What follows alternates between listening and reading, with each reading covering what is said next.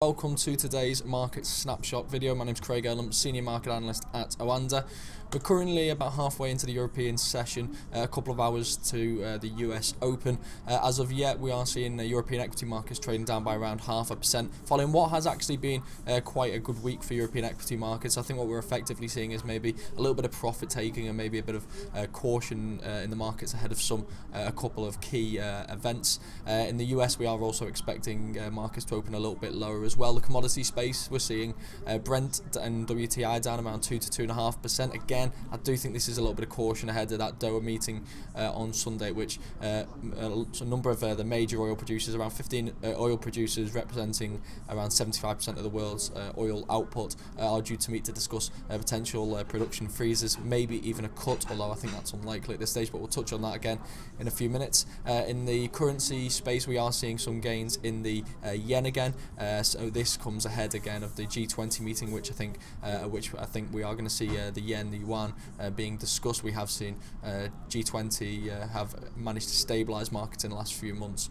so it'll be interesting again to see what communique we get from there. But again, this is something we'll touch on again in a second. We are seeing a bit of gains in the Australian dollar as well off the back of the Chinese data overnight.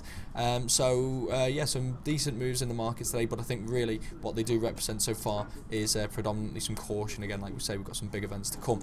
Let's take a look at today's economic calendar, and as I said, we had some data from China overnight. It was broadly good data. GDP coming in line with expectations at 6.7%. I think the economy really is benefiting from all the stimulus we have seen from the People's Bank of China and from the Chinese government as well. But also we had retail sales exceeding expectations, industrial production and urban investment all exceeding expectations here. The big boost really, again, I think this stimulus which we've seen in China really helping to boost urban investment and industrial production and retail sales. Like I say, we are seeing a nice boost here following what has been overall in this data a bit of a slowdown recently. So potentially going to see a strong, this would suggest we are seeing a strong start to the second quarter. Now, going into the European session, we've had very little data, just trade balance data from the Euro area. The key today is going to be this US data, which we've got coming on this afternoon. Like I said, we've got an abundance of data coming from the US, New York Empire State Manufacturing Index.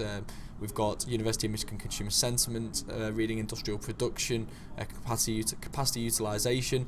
That's not even forgetting the fact that we've got Baker Hughes oil rig count, which has become more and more notable this year. Fed Evans speech as well. So there's a lot to focus on when it comes to the US, and this all takes part around a key G20 meeting which kicks off today. As I mentioned earlier, we are expecting them to discuss a number of issues, but I think one of the key ones is going to be how do we maintain this financial market stability, which we've seen over the past couple of months. Now, you may remember, I think it was back in March, we had a G20 meeting, and since then the role of the central banks almost has changed, or at least what the decision making and what they've been doing seems to have changed in order to try and drive some market stability. The Fed has eased back from its insistence or its determination to raise interest rates 4 times this year in order to really start this tightening process, which it started back in December. So this has now been scaled back to 2. The Eurozone, we saw that in the ECB, they announced this big stimulus program, but it was clearly behind this move was clearly a need to improve the credit conditions in the Eurozone rather than aimed at devaluing the currency. In Japan, we've seen a strong appreciation of the yen, but as of yet, the finance ministry and the Bank of Japan have resisted the temptation to try and weaken the yen, despite the negative implications it could have for both inflation and for the economy. And we've had very little in relation to the PBOC and the yuan devaluation as well over the last couple of months. So I do think this is something that was agreed upon at the last G20 meeting, and it's been implemented actually quite very well. And the result has been financial market stability since, and we have seen equity markets rebound. So it'll be interesting to see what their tactics are going to be moving forward following this meeting. I do think we are probably going to see a weakening of the yen at some point, but I think this is something that will probably be agreed by the different members at the G20 meeting and probably implemented by the Bank of Japan through some form of additional quantitative easing or further interest rate cuts in the next month or two.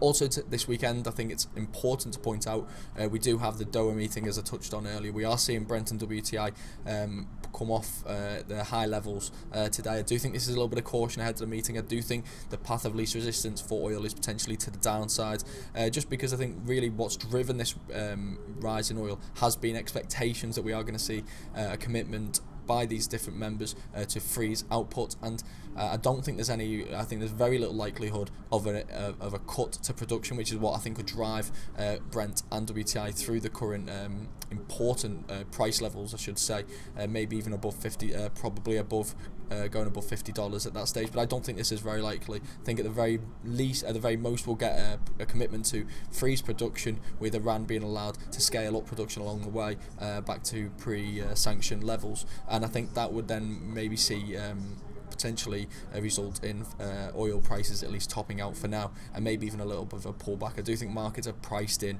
what is the best outcome, I guess, from this meeting from the producer's perspective. But any disappointment, then we could potentially see some significant declines in oil, and I think that's why we are seeing this caution today, why we are seeing them pull back from these highs. For more in-depth news and analysis, check out OANDA Market Pulse at marketpulse.com. You can also find out more about OANDA and sign up for a free demo account at oanda.com. Here you'll also get access to OANDA Forex Labs, which has a lot of great tools designed to help you with your trading.